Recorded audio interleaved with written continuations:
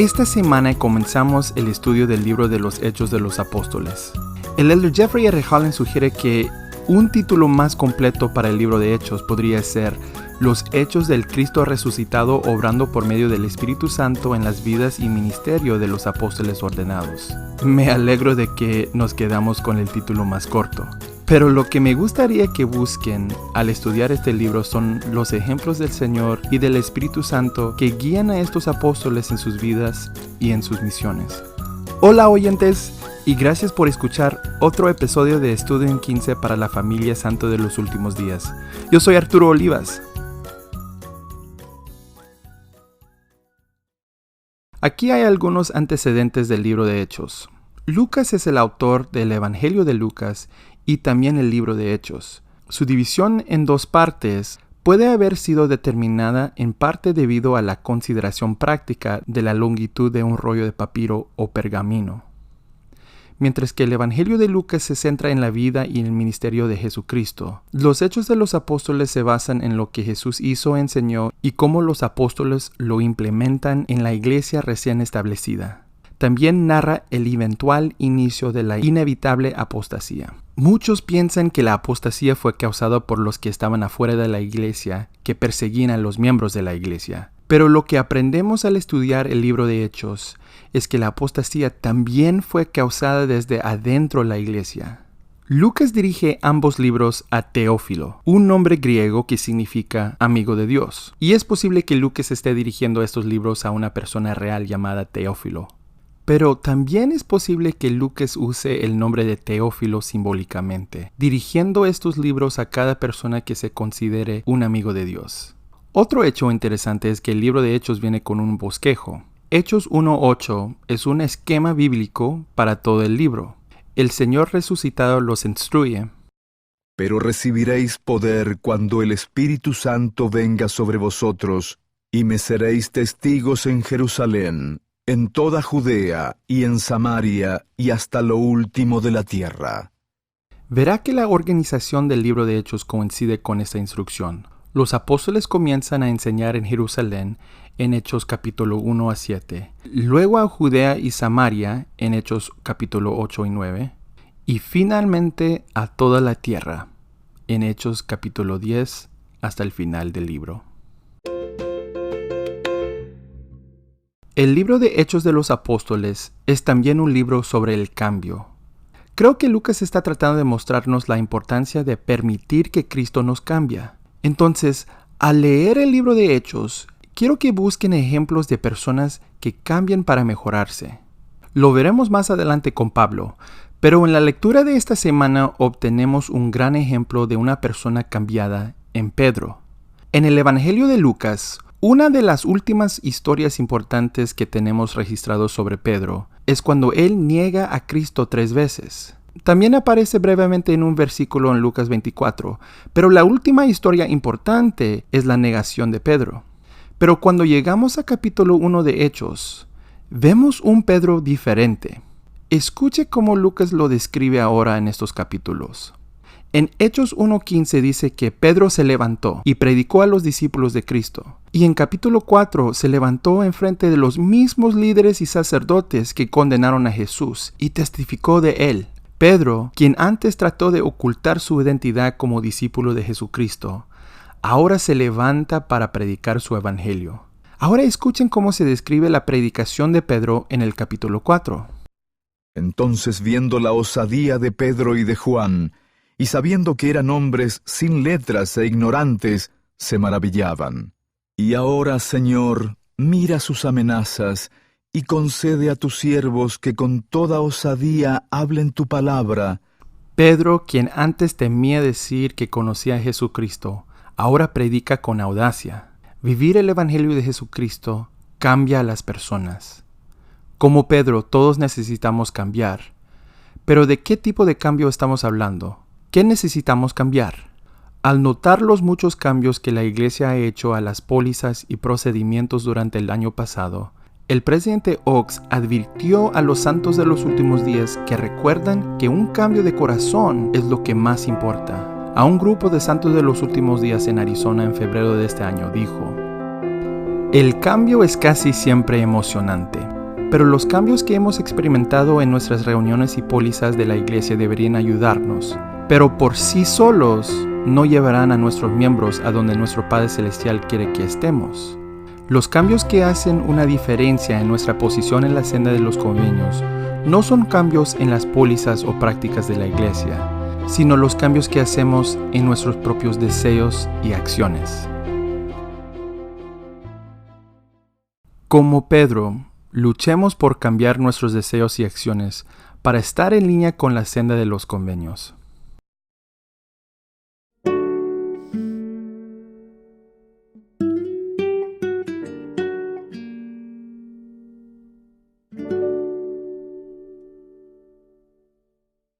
Ahora, hemos hablado mucho de cambiar hasta ahora, pero no basta con cambiar.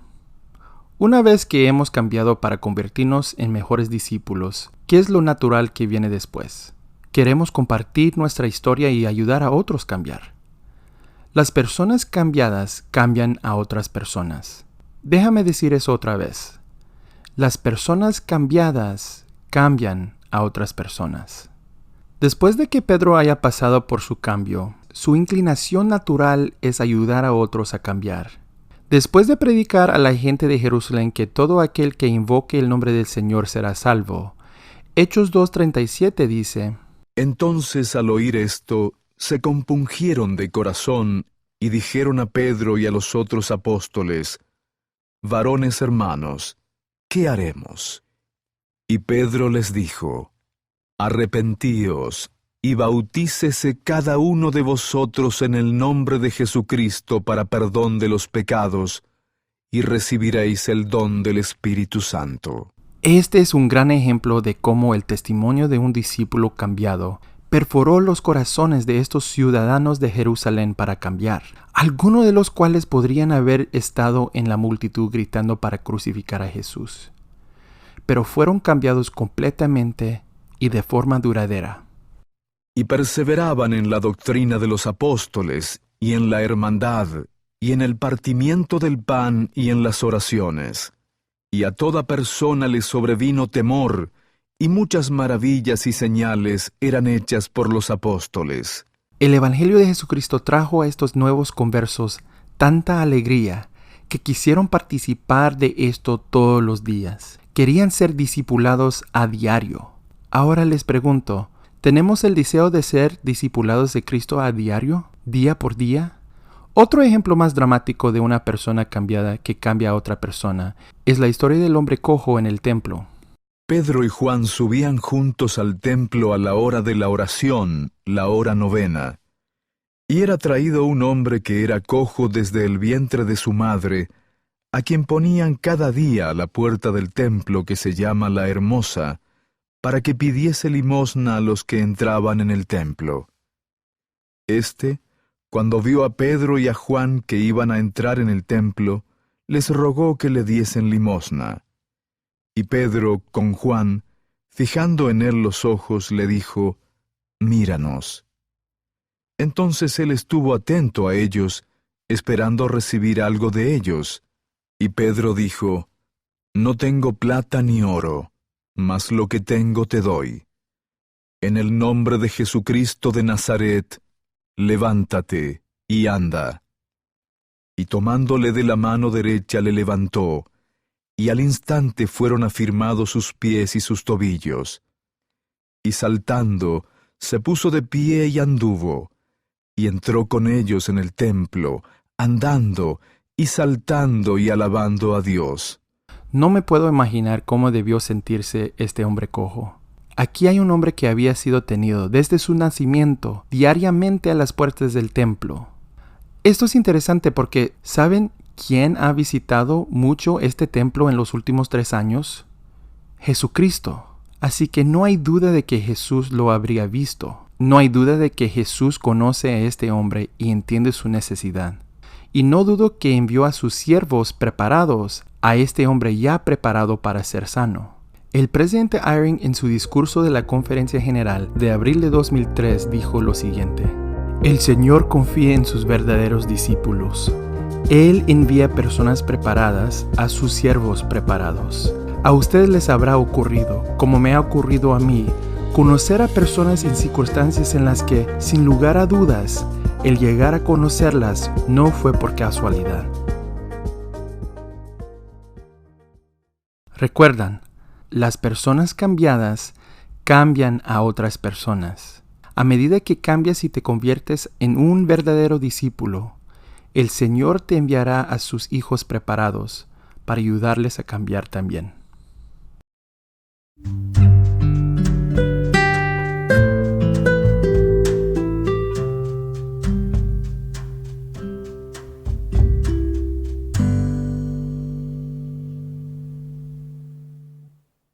Al final de la lectura de esta semana, en el capítulo 5 de Hechos, tenemos la historia extremadamente dramática de Ananías y Zafira, que pide por más información.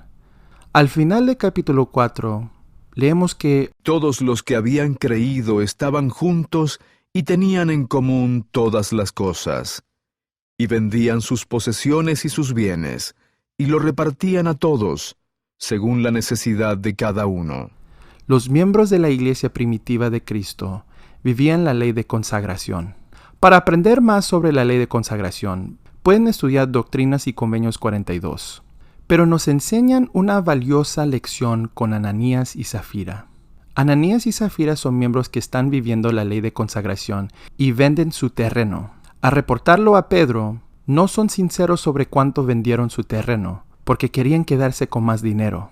La ley de consagración solo funciona cuando todos los involucrados son veraces. Pedro descubre su mentira, y como resultado, mueren espontáneamente.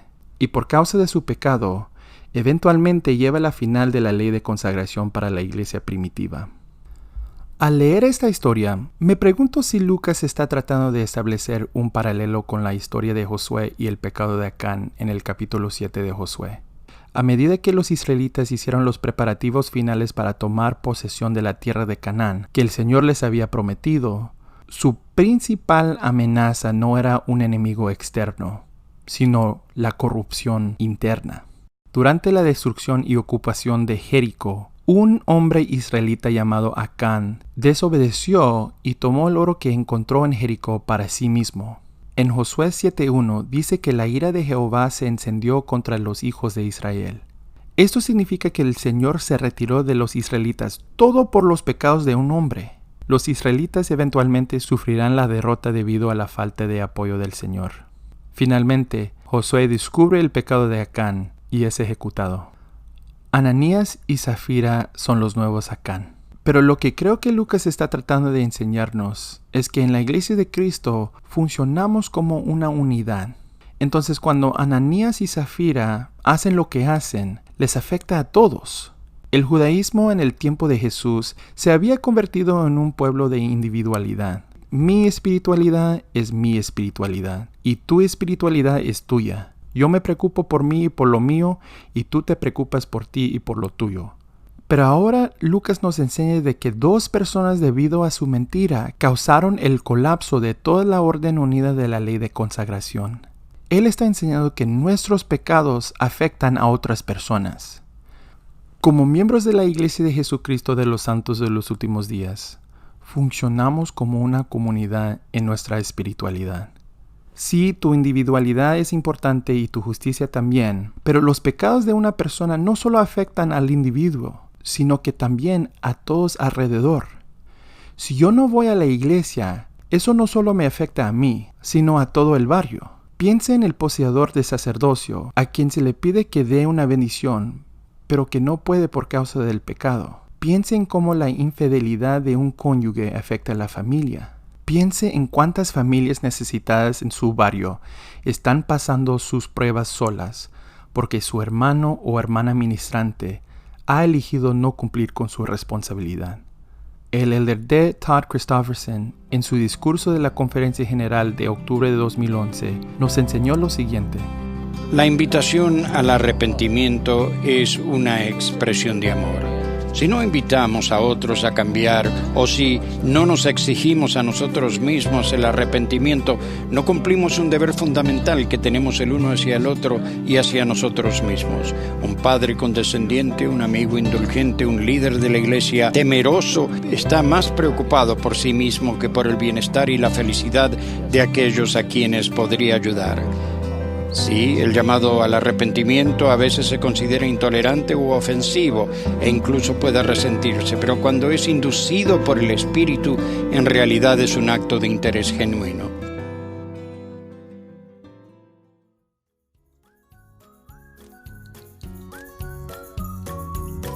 Gracias por escuchar Estudio 15.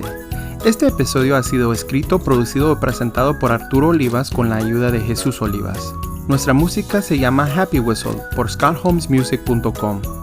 Nos puede seguir en Instagram, Facebook y Twitter en la página Estudio 15. También nos puede visitar nuestro sitio web al estudio15.com. Este podcast está disponible en Apple Podcasts, Google Podcasts, Spotify y Anchor.